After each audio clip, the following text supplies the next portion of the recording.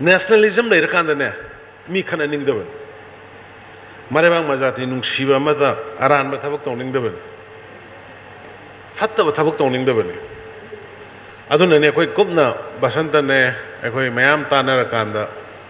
school gidi fajana tawkhre aduna college su mase introduce tawba dakar leba male ana tawkanda no mukhata ne ina kawba somna meeting ama khak tawbani ad kayam na reciprocation ji kayam fajana lakke da hoji college khuding mata बहुत हिल इन valley आई नुक्ति की कोई WhatsApp group था मैं WhatsApp group से नुक्ति की young Bakana फजन फजन छात्र छात्री मयाम दो uniform फजन से लेरगा अदगी वजा सिंह दो का तौरेरगा स्टेट सॉन्ग सकतना सना लेबाक मणिपुर अदगी जनगण मन सकतना अखोगी belongingness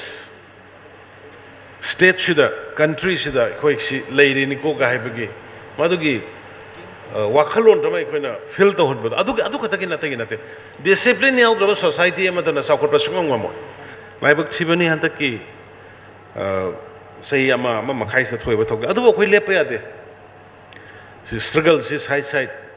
khoi mayam ama leiri ba khoi hingna ba hona da ya de paisa tan da ya de imung pan da ya de lairik tam da ya de leiriba manipur gi hujik leiriba